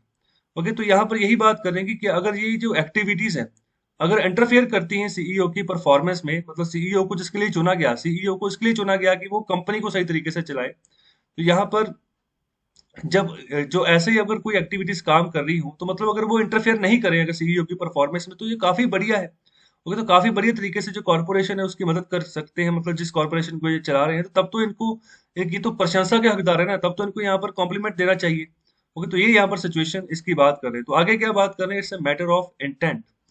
अभी जो कंट्रोवर्सी निकल कर आती है ना सीईओ के बारे में, तो ज्यादातर यही होती है कि सीईओ वो लोग होते हैं जो ज्यादा से ज्यादा मैक्सिमम अपने अपनी कंपनी का जो है प्रॉफिट चाह रहे हैं, जो ज्यादा से ज्यादा दौलत इकट्ठी करनी चाह रहे हैं, जहाँ पर ज्यादा से ज्यादा शेयर होल्डर का पैसा अपनी कंपनी में इन्वेस्ट करवाना चाह रहे हैं। तो कितना मैक्सिमम हो जाए, तो यही सीईओ का यहाँ पर एक ना एक तरीके से ना उनकी प्रायोरिटी होती है। तो बहुत सारे लोग ना इनकरेक्टली कंक्लूड कर देते हैं कि प्रॉफिट मैक्सिमाइजेशन के चलते जब सीईओ काम करते हैं ना, तो यहाँ पर वो तब वो लेबर को एक्सप्लॉइट करना शुरू कर देते हैं।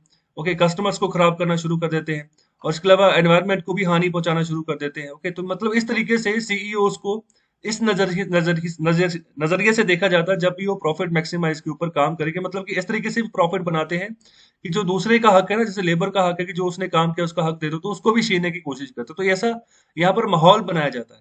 लेकिन अवसर बात करने की, जब भी कोई भी फर्म, जो भी कोई भी कंपनी किसी कॉम्पिटेटिव मार्केट में ऑपरेट करती है, कंपटीशन में उतरती है, तो जो उसने प्रोडक्ट बनाया उसी का सिमिलर कोई दूसरी कंपनी प्रोडक्ट बनाकर पेश कर रही है, कंपटीशन दे पा रही है अपने प्रोडक्ट्स को, ओके, जो भी इनपुट्स उनको आ रही है उसके रिगार्डिंग, तो सीईओ का इंटेंट यहाँ पर बनता है। ओके, तो यहाँ पर फिजिबली नहीं है कि मतलब ऐसा काम को अगर कोई कंपटीशन हो रही तो वहां पर एक्सप्लोइटेशन हो।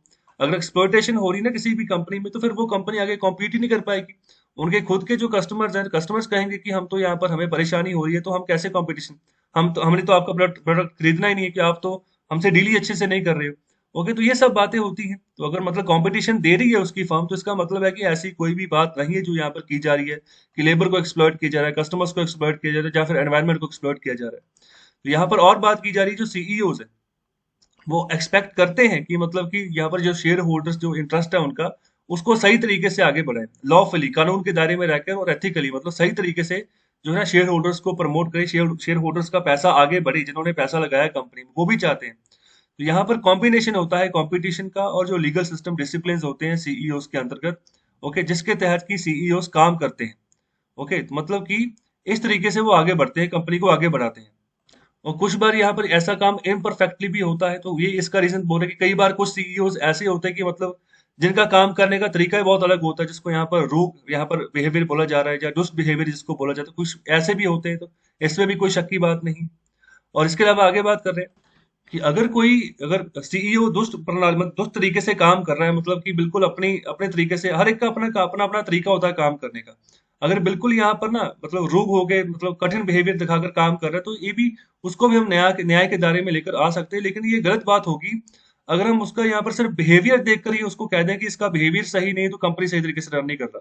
ओके, मतलब बिहेवियर देख के अगर उसको हम यहाँ पर बदनाम कर देंगे कि सीईओ जो है सही तरीके से काम कर रहा है, तो ये गलत बात है। तो सीईओ जो अगर अपना सही काम कर रहा है ना, लॉफुली कानून के दायरे में रहकर शेयर होल्डर्स का इंटरेस्ट जो है ना उसके हिसाब से काम कर रहा है। शेयर होल्डर्स का इंटरेस्ट क्या है? उनका इंटरेस्ट यही है कि हमारा पैसा इसकी कंपनी में लगा है, तो वो पैसा कहीं बर्बाद ना हो जाए और कंपनी सही तरीके से ना किसी तरीके से रन हो जाए, मतलब किसी ना किसी तरीके से प्रॉफिट में आ जाए कंपनी, और जहां पर हमारा पैसा लगे ना हमें भी अच्छा खासा रिटर्न मिल जाए। तो यही तो है शेयर होल्डर्स के इंटरेस्ट। अगर उसमें सीईओ अच्छे से काम कर रहे हैं, ओके, तो मतलब फिर यहाँ पर हमें अगर उनके उनको इसलिए बदनाम कर रहे हैं कि वो सही तरीके से उनकी डीलिंग अच्छी नहीं है, या फिर काम करने का बिहेवियर बिल्कुल दुष्ट है, तो वो गलत बात है, वो सही नहीं है। ओके, तो आगे यही बात कर रहे हैं कि क्यों ना जो बाकी के जो स्टेक होल्डर्स हैं उनका भी जो इंटरेस्ट है, ठीक है, उसको भी एडवांस किया जाए, आगे बढ़ाया जाए। यहाँ पर खास तौर पे अगर एडवांस सोशल और यहाँ पर पॉलिटिकल कॉजेस की बात करें, तो उसके दायरे में भी यहाँ पर वो काम करे जो बाकी के शेयर होल्डर्स हैं, जो स्टेक होल्डर्स हैं वो। तो यहाँ पर टैलेंट, हार्ड वर्क को जो एबिलिटी है, अगर अगर स्ट्रेस से हम कैसे काम करते हैं, स्ट्रेस में कैसे काम करते हैं, तो यही निशानियां होती हैं किसी एक चीफ एग्जीक्यूटिव ऑफिसर की, मतलब कि इस सभी दायरे में रहकर वो किस तरीके से इन सब चीजों को, स्ट्रेस को जो है मैनेज कर पा रहा है। ओके, तो यहाँ पर क्या सीईओ को यहाँ पर और काम देना चाहिए और रिस्पॉन्सिबिलिटी देना चाहिए? यहाँ पर यही क्वेश्चन मार्क किया जाए कि should CEO be asked to do more. Okay, so यहाँ पर जो परफॉर्मेंस है, तो उसमें किन किन चीजों का बर्डन है, तो यहाँ पर एडिशनल रिस्पॉन्सिबिलिटी है, यहाँ पर स्टेक होल्डर का इंटरेस्ट जो है उसको भी देखना है, और यहाँ पर जो सोशल और जो पॉलिटिकल ऑब्जेक्टिव्स है, तो यहाँ पर उसकी अगर बात करें तो वो भी सफर हो सकती है, क्योंकि मतलब बड़े पैमाने पर जो सीईओज हैं वो अपने आप को इतने बड़े पैमाने पर फैला ही नहीं फैला रहे इन सभी एरियाज के ऊपर। क्यों? क्योंकि यहाँ पर अगर कॉर्पोरेट की रिसोर्सेज की बात करें ना, तो उनको किस लिए यूज किया जाता है, उसको यूज किया जाता है कि कंपनी के और जो दायरे ना, जैसे कंपनी को ग्रो करना है तो कॉर्पोरेट रिसोर्सेज को ज्यादातर उसी में लगाया जाता है। ओके, तो यहाँ पर कोशिश नहीं की जाती कि जो बॉटम लाइन है उसको यहाँ पर सही करे। तो बॉटम लाइन है वही जिनको जरूरत है, सोशल एक्टिविटीज मतलब जिनके रिगार्डिंग हमें करनी चाहिए। जैसे अगर देखो किसी ने कोई एजुकेशन इंस्टीट्यूशन खोल दिया जहां पर फ्री एजुकेशन दी जा रही है कुछ गरीब घर के बच्चों को, तो वही बॉटम लाइन है। ओके, मतलब जिनको अगर सही पानी नहीं मिल रहा तो वहां तक साफ पानी की यहाँ पर उपलब्धि हो जाए, तो यही यहाँ पर सोशल टास्क है। ओके, पॉलिटिकल कॉजेज यहाँ पर हो सकते हैं किसी सीईओ के, जो जिसको कि उसमें काम करना चाहिए। तो ऐसी यहाँ पर बात की जा रही है। और इसी के चलते आगे बात करें कि जो डेनॉन, यहाँ पर डेनॉन नाम की एक कंपनी है, तो यहाँ पर जिसके जो सीईओ जिनका नाम था इमैनुअल फेबर, जिनको कि स्टेप डाउन कर दिया गया, निकाल दिया गया पिछले महीने। तो यहाँ पर वो भी ना एक बहुत बड़े पैमाने पर एक उत्साहित भक्त थे सोशल और एनवायरमेंटल कॉजेज के, मतलब कि वहां पर पैसा लगना चाहिए जो भी कॉर्पोरेशन के पास पैसा इकट्ठा हो रहा है। ओके, तो देखो सीईओ जरूरी नहीं होता कि सीईओ जो भी किसी कंपनी के बनाए जाए ना, तो उन्हीं का यहाँ पर सबसे ज्यादा स्टेक रहेगा। ओके, किसी भी कंपनी में तो कई बार सीईओ ऐसे भी होते हैं जिनका स्टेक बहुत कम होता है। ओके, तो जैसे मैं अगर बात करूं, जो गूगल के सीईओ है सत्य नाडेला, तो कि उनका कोई इतना बड़ा शेयर नहीं है ओके गूगल में। इसके अलावा अगर मैं बात करूं माइक्रोसॉफ्ट की, तो उसके सीईओ है सुंदर पिचाई। ओके, तो उनको भी यहाँ पर सैलरी मिलती है अच्छी खासी, जिस तरीके से वो काम करते हैं। मतलब कंपनी आगे बढ़नी चाहिए तो उनके ऊपर रिस्पॉन्सिबिलिटी होती है कि कंपनी के शेयर होल्डर्स का पैसा सही तरीके से आगे बढ़े, कंपनी सही तरीके से आगे बढ़े। ओके, तो इस तरीके से बहुत सारे भारतीय हैं कि जो इंटरनेशनल संस्थाओं में एज ए सीईओ के तौर पर जो है सेवा निभा रहे हैं। ओके, इस तरीके से भी सिचुएशन होती है। तो यहाँ पर कई बार मैं एक और एग्जांपल यहाँ पर लेता हूँ, जैसे ना एप्पल का फोन आपने देखा होगा।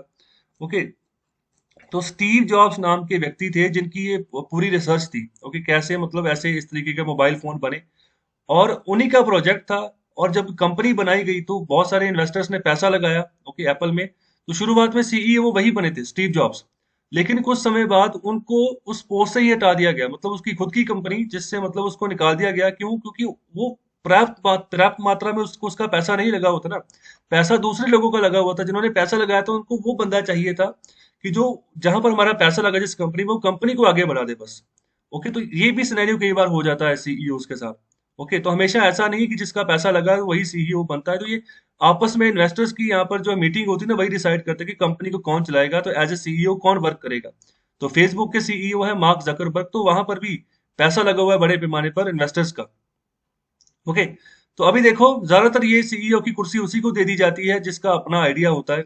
जो नया आइडिया कोई लेकर आया तो उसी को यहाँ पर बोला जाता है कि वो कंपनी को रन करे, क्योंकि उसको ज्यादा पता है। इन्वेस्टर्स ने तो सिर्फ पैसा ही लगाना है ना। तो यहाँ पर ये एक सीईओ थे जिनको निकाला गया क्योंकि वो ज्यादा भक्त थे सोशल और एनवायरमेंटल जो कॉजेस थे उनके ऊपर पैसा लगाने के चलते। तो यहाँ पर उनका जो स्टॉक था ना, कंपनी के ऊपर फोकस नहीं कर पाए वो। तो कंपनी का जो स्टॉक था लगातार अंडर परफॉर्म करता गया। ओके, तो यहाँ पर मार्केट शेयर वो अपना खत्म कर गया, क्योंकि कंपटीशन काफी ज्यादा था उसी क्षेत्र में जिस क्षेत्र में ये डेनॉन काम कर रही थी। और जिसके चलते इनके प्रोडक्ट्स की जो गिनती तो बिकनी थी, जो बिक्री थी वो बंद होगी। जो शेयर होल्डर्स थे उन्होंने फिर यहाँ पर डिसीजन लिया।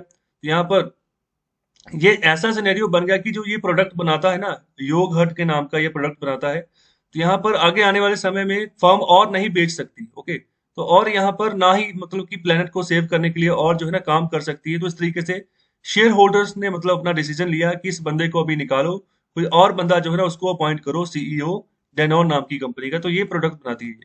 तो इस तरीके से ना ऐसे प्रोडक्ट बनते हैं इसके योग हट करके। तो ये अलग अलग ऐसी क्रीम जैसे प्रोडक्ट बनाती है अलग अलग फ्लेवर्स में। तो इसी की देखो, इसी की मार्केट में बहुत सारा कंपटीशन है, तो जिसमें कि मतलब ये पीछे हटता गया।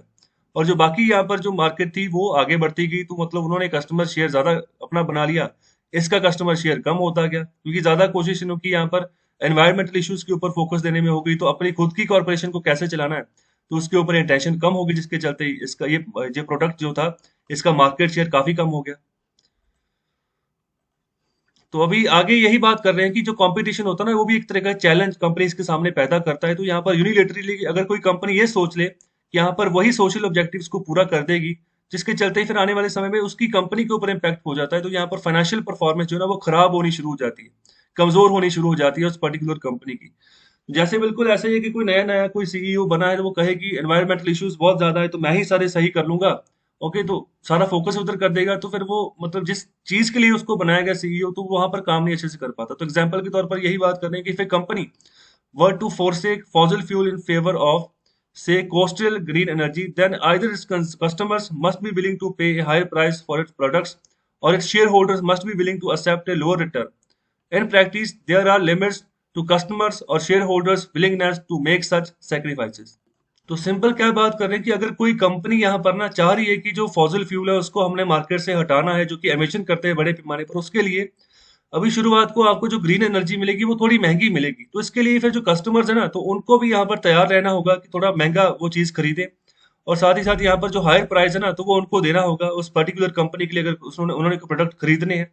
और जो शेयर होल्डर्स हैं, जो इन्वेस्टर्स हैं, तो उनको भी इसके लिए तैयार रहना होगा कि अभी जो शुरुआत में अगर उन्होंने ग्रीन एनर्जी में इन्वेस्ट किया है ना, तो वो भी शुरुआत में इतना मुनाफा आने वाला नहीं है, तो लो रिटर्न रहेगा, तो इसको भी एक्सेप्ट करना होगा। तो ऐसी प्रैक्टिसेस जो है ना, तो इसके चलते ही जो है ना यहाँ पर काम बढ़ेगा। तो यहाँ पर त्याग की भावना चाहिए कस्टमर्स की भी, ओके, शेयर होल्डर्स की भी। तो यहाँ पर भी कुछ लिमिट्स हैं, मतलब जहां तक कि वो त्याग कर सकते हो। तो ये भी एक क्वेश्चन उठ के आ जाता है। मतलब ऐसा नहीं है कि मतलब जितना उन्होंने इन्वेस्टर्स ने पैसा लगाया कि वो सारा का सारा पैसा उधर ऐसे ही मतलब डोनेशन में ही चला जाए, उनको कोई रिटर्न ना आए, तो ये भी नहीं होता। तो एक लिमिट का दायरा होता है कि जिस जहां तक कस्टमर भी सोचता है कि चलो मैक्सिमम में इतना प्राइस दे सकता हूँ, तो मैं ये अगर महंगी भी मिल रही है ना, अगर समाज के लिए सही है, एनवायरनमेंट के लिए सही है, हमारी सेहत के लिए सही है, तो उसको खरीद लो। और आगे यही बात करें कि जो फर्म सेटिस्फाई नहीं कर पाती इन्वेस्टर्स को, उनके कस्टमर्स को, और यहाँ पर उन्हीं को यहाँ पर ना यहाँ पर डिफिकल्टी होती है कि वो सरवाइव कर पाए लॉन्ग टर्म के लिए।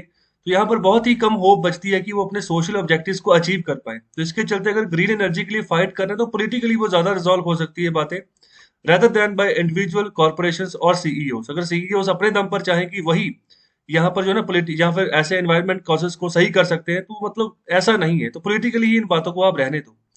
तो देखो, अगर ये ऐसा प्रोडक्ट भी डेनॉन के द्वारा बनाया गया है ना, सॉरी डेनॉन के द्वारा जो बनाया गया है, तो यहाँ पर लिखा ओनली नेचुरल इंग्रेडिएंट्स, मतलब कि बिल्कुल शुद्ध चीज अगर देनी है ना, तो उसकी हो सकता है कि शेल्फ लाइफ बहुत कम हो, मतलब कि हो सकता है कि जल्दी वो खराब भी हो जाए जब बिल्कुल नेचुरल चीज हो। तो इसीलिए ज्यादातर जो कंपनीज ऐसी खाने वाली चीजें बनाती है ना, वहां पर प्रेजर्वेटिव्स ऐड करती है कि लॉन्ग टर्म सर्वाइवल उनका रहे। ओके, तो जब लॉन्ग टर्म सर्वाइवल रहता है तो वो चीज एक ना एक दिन बिक जाती है। लेकिन अगर मतलब प्रेजर्वेटिव्स वगैरह नहीं है, पूरा नेचुरल है, पूरा सेहत का ध्यान रखना है, तो फिर इन चीजों कस्टमर्स के ऊपर ये डिपेंडेंसी कि वो भी चीजें खरीदे टाइमली मैनर पर, और अगर दाम बढ़कर भी मिल रही तो बड़े दाम पर भी वो खरीदे। और आगे यहाँ पर बात करें कि बहुत सारी फर्म्स ऐसी हैं, बहुत सारे सीईओज ऐसे हैं कि जो अच्छे खासे तरीके से ना डिवोट करते रहते हैं कंपनी के रिसोर्सेज को टू द सोशल कॉजेस, मतलब सामाजिक बेनिफिट हो, लोगों को, लोगों की भलाई का यहाँ पर काम हो। इसके अलावा और भी भलाई की जो एक्टिविटीज है वो करते रहे। तो यहाँ पर बिल्कुल similar to any other investment decision as CEO में, जैसे मतलब कि किसी कंपनी के बारे में और कोई इन्वेस्टमेंट डिसीजन लेना है ना, कि किस किस क्षेत्र में उस पर्टिकुलर कंपनी ने इन्वेस्टमेंट करनी है, और यहाँ पर कोई मैन्युफैक्चरिंग प्लांट लगाना है, तो बिल्कुल ये जो ऐसे सोशल कॉजेस के लिए जो डिसीजन लिए जाते हैं सीईओ के द्वारा, तो ये भी बिल्कुल उसके सिमिलर ही है। यहाँ पर जो सब चीजें छोड़ दी जाती हैं कॉर्पोरेशन, तो यहाँ पर ना जिस जिस हिसाब से मैक्सिमम यहाँ पर जो वैल्यूएशन निकल कर है ना, उस चीजों के ऊपर यहाँ पर सब चीजें छोड़ दी जाती है। कहने का मतलब ये है कि अगर कंपनी जहां पर इन्वेस्टमेंट की है इन्वेस्टर्स ने, वहां पर अच्छा खासा रिटर्न उनको मिल गया ना, तो फिर सब बातें सही है। तो अगर सोशल रिस्पॉन्सिबिलिटी के ऊपर भी काम कर दिया जाए सीईओ के द्वारा, तो फिर कोई बात चुभती नहीं है इन्वेस्टर्स को भी कि कोई बात नहीं। ओके, मतलब कि अगर थोड़ा बहुत पैसा हमारा किसी सही काम पर भी लग जाए, लेकिन हमें अच्छा रिटर्न मिल रहा है, तो वो सही है। ओके, तो यहाँ पर अगर सैलरी की बात करें, बेनिफिट्स की बात करें जो कि एम्प्लॉयज को दिया जाए, तो ये सब बातें भी इसमें शामिल होती हैं अगर हम सोशल कॉज के अंतर्गत हम काम करते हैं तो। या फिर कोई भी इन्वेस्टमेंट डिसीजन अगर हमने ले रही है कोई भी कॉर्पोरेशन, ओके, तो वहां पर सैलरीज की भी अगर बात करें, तो वो भी उन्हीं इन्वेस्टमेंट में आती है। जो बेनिफिट्स दी जाते हैं एम्प्लॉयज को, तो वो भी उन्हीं यहाँ पर इन्वेस्टमेंट डिसीजंस में आती हैं। तो ये तो पैसा ही है ना जो यहाँ पर कंपनी दे रही है किसी न किसी चीज को, किसी न किसी दूसरे अदारे को। तो यहाँ पर अभी 1 महीने पहले की बात करें कि अमेजोन के जो वर्कर्स थे अल्बामा में, ओके, तो ये अलाबामा कौन है? ये यूएस का एक राज्य है। तो यहाँ पर कि जिसने यहाँ पर यूनियनाइजेशन के विरुद्ध वोट किया है, तो यहाँ पर अमेजोन ने पे किया है एटलीस्ट $15 पर आवर के हिसाब से for health care benefits to its employees. Okay, जितने भी पूरे राज्य में जितने भी अमेजोन के एम्प्लॉयज हैं, उनको यहाँ पर $15 पर आवर के हिसाब से ये पैसे दिए हैं। तो ये भी एक तरीके से इन्वेस्टमेंट, लेकिन यहाँ से कोई रिटर्न आने वाला नहीं। ओके, तो यहाँ पर वो ऐसा राज्य है जहां पर जो मिनिमम वेज है ना, वो $7.25 पर आवर के हिसाब से मिलता है। तो वहां पर $15 पर आवर के हिसाब से अमेजोन खुद दे रहा है कि हेल्थ केयर बेनिफिट्स जो है ना वो दी जाए जो वहां पर अमेजोन वर्कर्स हैं उस पर्टिकुलर राज्य में, यूएस में, वहां पर। ओके, हालांकि ये मैंडेटरी नहीं, फिर भी वो दे रहा है। इसके अलावा बहुत सारी इंडियन कॉर्पोरेशंस तो वो भी इसी ऐसे ही जो है दायरे में काम करती हैं, तो यहाँ पर सोशल बेनिफिट्स के ऊपर काम करती है। जैसे यहाँ पर हम बात करें अगर लेबर में इन्वेस्ट करना है कि लेबर कंडीशन सही हो, मतलब जहां पर लेबर काम कर रही है ऐसी कंडीशन ना हो वहां पर कि मतलब वो बीमार पड़ने शुरू हो जाए, मतलब कि हाई प्रोडक्टिविटी उनको मिले, तो लेबर को इस तरीके से ढालना है, क्योंकि लॉयल्टी भी यहाँ पर रखनी है। तो या साथ ही साथ यहाँ पर जो कॉर्पोरेशन का प्रॉफिट वो भी ध्यान में रखना है। इसके अलावा इन्फोसिस की अगर बात करें तो वो भी एक भारतीय कंपनी है, जिसको जो कि मतलब एमएनसी के रूप में बहुत सारे देशों में फैली हुई, यूएस में भी उसने अपना अच्छा खासा होल्ड बनाया हुआ है। तो यहाँ पर वो भी ऐसी ही भलाई की एक्टिविटीज में काम करती रहती है, अलग अलग कम्युनिटीज में पैसा लगाती रहती है। ओके, तो यहाँ पर जो अंडर प्रिविलेज जो लोग होते हैं, मतलब जहां तक जो जरूरत की चीजें नहीं पहुंच पाती, तो वहां पर वो पैसा लगाती है, उन तक वो बेनिफिट्स, यहाँ पर हेल्थ केयर बेनिफिट्स पहुंचाने की कोशिश करती है। तो क्या फिर यहाँ पर जितने भी स्टेक होल्डर्स है उस कंपनी के, क्या उनको सर्व किया जाता है, उनका ध्यान रखा जाता है? तो यहाँ पर बात करें कि यहाँ पर जो, अगर इन्फोसिस की बात करें तो यहाँ पर उसके बड़े पैमाने पर, बहुत बड़े पैमाने पर यहाँ पर शेयर होल्डर्स हैं इन्फोसिस के पास। तो यहाँ पर यूएस में भी उसका बेस है, इसके अलावा और भी बहुत सारे देशों में उसका बेस बना हुआ है। ओके, तो यहाँ पर बहुत सारे कस्टमर्स ऐसे हैं जो इंडिया के बाहर हैं इन्फोसिस के। तो यहाँ पर इन्फोसिस ना यहाँ पर ज्यादातर जॉब्स क्रिएट करती है। ओके, इन इंडिया, इंडिया में ज्यादातर जॉब्स क्रिएट करती है, कस्टमर ज्यादा इंडिया से बाहर रहते हैं, ज्यादातर यूएस वाले देशों में जहाँ पर उसके आसपास जो डेवलप्ड इकोनॉमीज वहां पर रहते हैं, तो यहाँ पर वो सर्व करती है, मतलब ये सिनेरियो रखने के बाद भी बड़े पैमाने पर वो सर्व करती है भलाई की एक्टिविटीज में। तो यहाँ पर इसका मतलब ये नहीं कि हम यहाँ पर क्रिटिसिज्म करना शुरू कर दें इन्फोसिस का, या फिर ऐसे ही सिमिलर क्वेश्चन उठाना शुरू कर दें कि या मतलब कि ऐसे ही और जो कंपनीज है, क्या यहाँ पर चाहे वो इंडियन हो चाहे नॉन इंडियन हो, क्या वो स्टेक होल्डर का यहाँ पर कंसर्न जो है रखकर चल रही है कि जो पैसा जिस शेयर होल्डर ने लगाया कि उसका पैसा भी सही तरीके से आगे फल फूल रहा है?